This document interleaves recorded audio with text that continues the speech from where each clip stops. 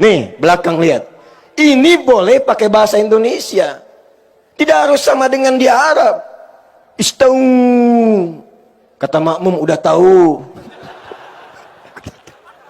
Tidak. Istau pun itu diambil dari bahasa hadis. Sawu sufufakum.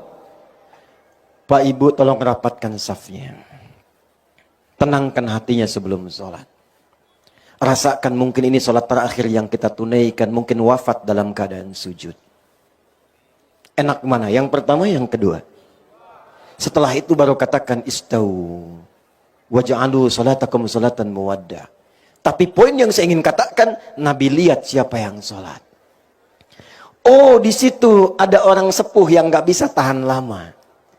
Di sini ada anak-anak yang lari-lari. Di tengah ada remaja. Karena tahu karakternya, maka dibacakan oleh beliau surat sesuai dengan keadaan makmumnya. Nabi itu 30 juz hafal. Tertanam di jiwanya. Tapi ketika mimpin sholat, dilihat siapa makmumnya. Ketika tahannya surat Kulhu al-Ikhlas, dibacakanlah Kulhu Allah. Ketika di belakangnya Abdurrahman bin Auf, Ubay bin Ka'ab, sahabat-sahabat mulia, apalagi orang-orang periwayat qiraat setelah itu, nggak tanggung Al-Baqarah rakaat pertamanya. Gitu. Nah ini kadang-kadang baru khatam 30 juz, begitu nengok ke belakang istau. Langsung ngadap kiblat nggak tanggung. Ghairil maghdubi alaihim waladdallin. Amin. Yasin. Jamaah udah begini aja tuh.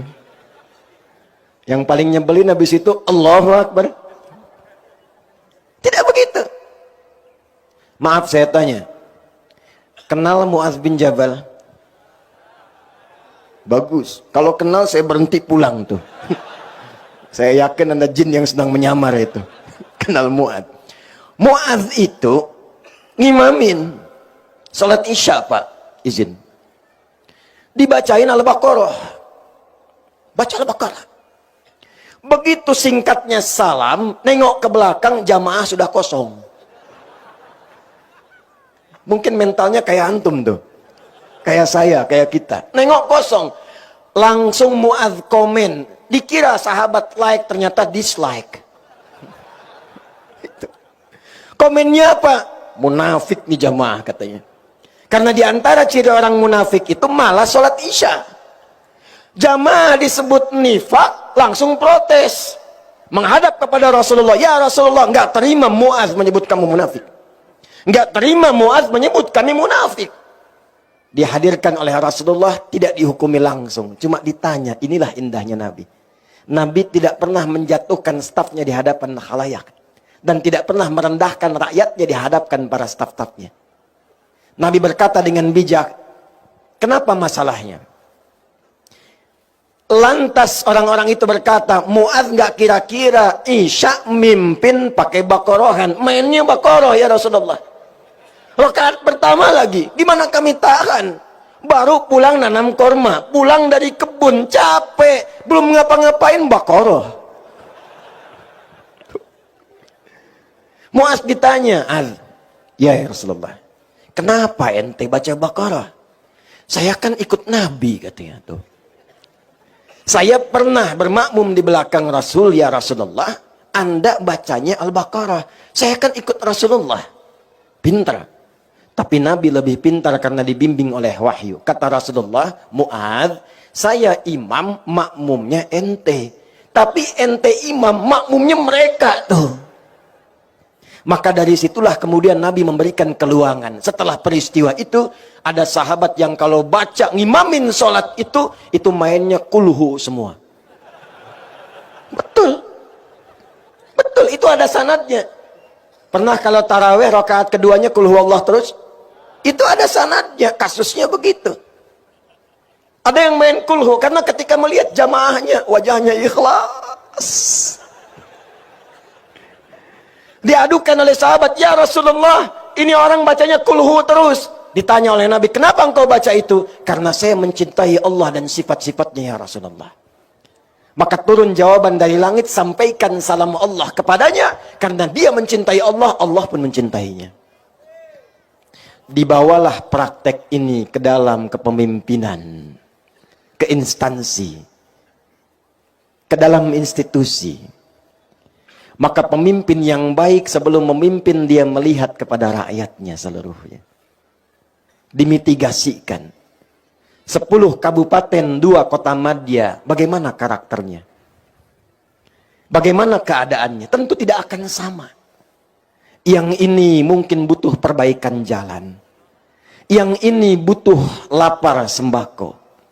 Yang di sana butuh beasiswa. Ketika paham tentang rakyatnya, maka mudah mengkonsep, merencanakan semua program-program untuk kemaslahatan rakyatnya. Itulah sebabnya kenapa Umar, ayo tepuk tangan dulu. Kasih. Itulah sebabnya kenapa Umar yang sangat jenius membaca hikmah pertama ini dan menerapkan teori yang dikenal sekarang dengan ilmu belusukan. Umar.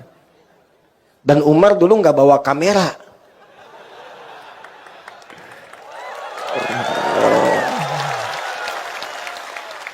Bukan, karena saat itu belum ada. Kalau sekarang boleh buat dokumentasi, boleh. Bukan buat pencitraan. Kenapa rame begini? Nih, Umar. Umar. Umar. Umar. Jangan lihat sini, Umar. Jalan malam-malam. Begitu lewat satu tempat di Gubuk, seorang ibu sedang mengaduh membuat syair. Ternyata ibu itu sedang fakir, punya beberapa anak, nangis lapar. Dapurnya tidak mengebul, yang ada cuma batu. Maka pura-pura masak batu dengan pasir digoreng-goreng. Dia membuat syair dan berkata, kalau bahasa kitanya, duhai Khalifah Amirul Mukminin, senang-senang engkau di istana, rakyatmu sekarang lapar seperti ini tak bisa makan, engkau yang akan dihisab di hari kiamat.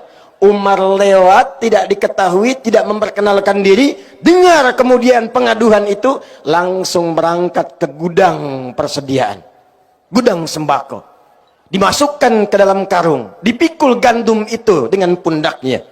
Ajudan datang mengatakan, ya Amirul Mukminin, saya yang bawa. Kata Umar, bukan, saya yang dihisab, bukan engkau. Dibawa ke hadapan ibu itu, kemudian dimasakin di depannya tanpa mengatakan saya Umar. Ibu itu sambil nunggu dimasakin masih sempat-sempatnya menyebut Umar. Dasar khalifah, santai-santai di istana, orang lain yang masakin kami, katanya. Disuapi oleh Umar. Selesai itu semua, pulang tanpa mengatakan sayalah Amirul Mukminin. Ilmu pertama yang Umar ambil dari ilmu belusukan itu adalah ilmu penggembala kambing dari Rasulullah SAW.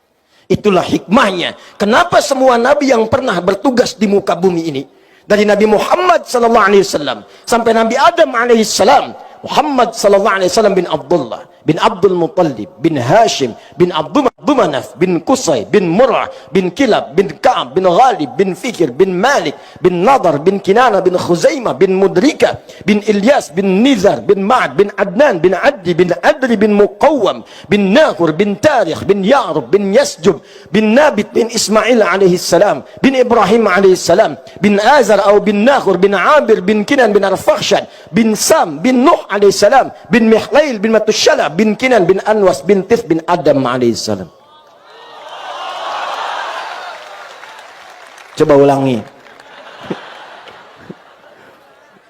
Enak aja tepukin kayak merpati. Ulangi. Antum tuh paling enak. Datang, denger, rekam, tepuk tangan, masuk surga. Masya Allah. Amin. Ya. Pas Sayyidul Amin dipanggil tuh.